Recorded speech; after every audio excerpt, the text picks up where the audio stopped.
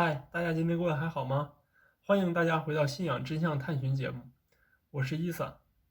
有一个问题一直困惑着我，就是耶稣到底有没有被钉死在十字架上？带着这种问题呢，我一直在不断的寻找着真相，在翻阅着各种书籍，但是一直没有找到一个合适的、合理的、权威的解释。直到昨天呢，在不经意间，我翻阅了这本《古兰经》，在这里面我找到了真实的解释。那么有的观众会问，《古兰经》只有一个版本，为什么你在这本《古兰经》中就找到了解释？那其他的《古兰经》就没有找到解释吗？《古兰经》是不是只有一个版本呢？的确，《古兰经》只有一个版本，阿拉伯语只有一个版本，但是呢，它却有很多译本。由于我看不懂阿拉伯语，我只能看汉语译本的《古兰经》。以前呢，我一直接触的是马坚译本的《古兰经》，也就是说大家都非常熟悉的这个版本，就是这边是阿语，然后这边是汉语，阿汉对照的这边《古兰经》。那么在前不久呢，我就接触到了这个译本的《古兰经》，这个译本是由中国一位年轻的伊斯兰学者无花果译的。在这本《古兰经》中呢，它特殊之处就是它有一些注释注脚，比如说随便举一个例子，这边大字是《古兰经》的译本，就是《古兰经》上说的什么，它译的什么。然后为了让读者更清楚其中的意思，其中加了一些脚注。也就是昨天我在翻阅《古兰经》中的时候，在这个脚注上找到了耶稣没有钉死的证据，这使我恍然大悟，也受益匪浅。所以我今天想把我昨天读的这个内容呢，分享给大家。由于这本《古兰经》发行量很少，大家可能是买不到，所以我今天就把关于耶稣没有钉死的这一块的脚注，把这个直接证据读给大家，分享给大家。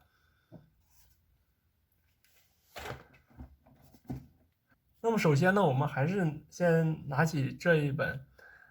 发行量最广的马坚译本的《古兰经》，我们看一下第4章第157节，也就是说妇女章的第157节，这个马坚译本是怎么译的？马坚译本说：“我们却已杀死麦尔言之子麦西哈尔撒，真主的使者，他们没有杀死他，也没有把他钉死在十字架上，但他们不明白这件事的真相。”然后我们再看一下无花果译本，又因为他们宣称我们却已杀掉了玛利亚之子耶稣，真主的使者，他们并没有杀死他，也没有钉死他，但对他们来说，他被弄得扑朔迷离。也就是从这两个版本看是没有出入、没有分歧的，只是在马坚的版本中呢，说是麦尔言之子尔撒，他用的都是阿拉伯语的直译，而无花果翻译的就是玛利亚之子耶稣，这个只是语言上的差别，这个指的都是一样的人，也都很好让人理解。关键就是无花果版本进行了解释，就是他们并没有杀死他，也没有钉死他。马坚版本也是说他们没有杀死他，也没有把他钉死在十字架上，翻译是一样的，但是无花果版本就进行了一个很多的一个注释的解释。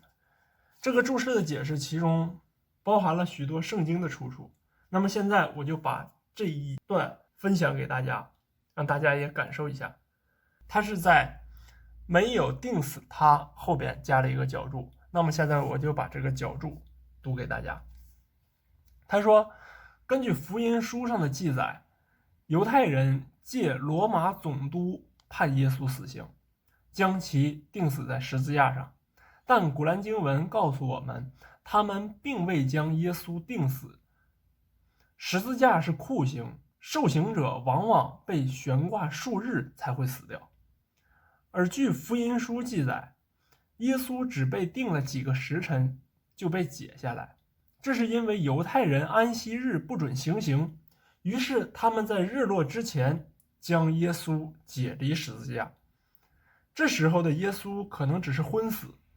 却被人误认为已经断气而放入了墓中。之后耶稣醒来逃出，2日后人们发现墓穴空空，可见耶稣已经逃离。关于耶稣没有被钉死，圣经留下大量的证据，只是来到耶稣那里，见他已经死了，就不打断他的腿，唯有一个兵拿枪扎他的肋旁，随即有血和水流出来。这是出自约翰福音第19章第31到34节记载。十字架上是流血死亡的过程，如果死了，说明血流干了；即使血没有流尽，由于心脏不再泵血，死人也不可能再流出鲜血，而耶稣的肋旁却还能扎出血水，可见并未死亡。另外，根据圣经记载，基督在肉体的时候，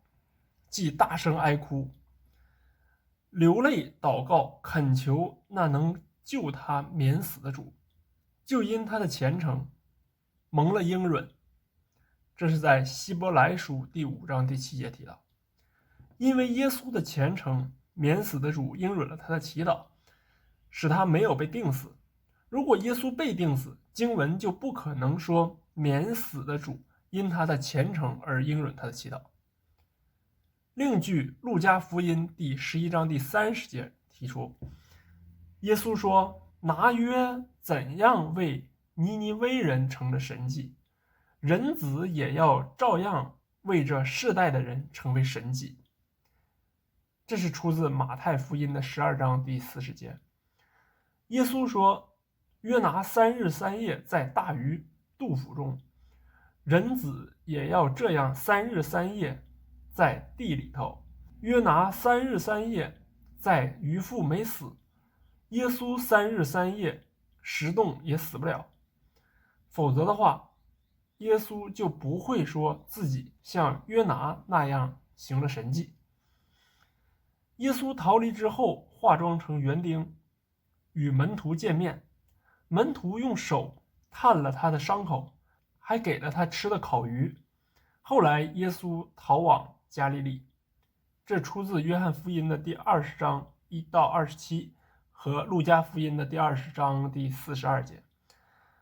耶稣让门徒探自己的伤口，显然是在告诉大家，他虽然被钉，但却幸免于难。后来的基督徒认为耶稣已被钉死，第3日复活之后升天，宣称耶稣的死是为人类赎罪。然而，如果耶稣是死而复活还要升天，就没有必要化妆，也没有必要逃往加利利。这是参见马太福音的第26章第32节。另外，在古兰经的第158节提到，而真主将他提升到自己那里，真主是至尊者、至睿者。这里同样有一个脚注，同时也分享给大家。这里真主将其提升到自己那里，是指耶稣经历了巨大的苦难，被真主提升了品级。马坚先生认为，这并非是指耶稣升天，而是一种修辞方法，意思是真主使他脱离恶人的迫害，而到达安全的地方。真主那里并不一定是指天上，如古兰经说，谁离开故土迁徙到真主和使者那里，却中途死亡，他的报酬已经由真主负担。在古兰经第4章第100节出现。古兰经上没有任何证据证明耶稣不死而升天，相反，古兰经指出，穆罕默德只是一个使者，在他之前的一切使者俱已逝去，我没有把他造成不用吃饭的仙体，他们也不会长生不老。所以从刚才我分享的这一块脚注来看，无花果的译本可以清晰地解释并告诉读者耶稣没有钉死，以及展示耶稣没有钉死的证据，并且引述了大量的圣经作为辅助解释，这能让读者更清晰地了解《古兰经》真实的内容。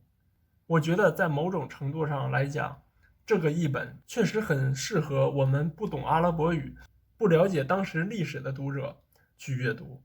今天我分享呢，只是这一小节的注释，其中它的译本当中这种注释比比皆是，随处可见。大家看，随便翻一页，里面就有很多的注释，或多或少都有注释。像这种小字，就都是注释，这下边都是注释。这就是少一些，有一点。所以，如果对这个版本感兴趣的观众朋友呢，可以给我留言，或者给我发邮件来索取。我将把这一版本的电子版免费发送给大家，供大家阅读。好，感谢您今天观看我的分享，我们下期节目再见。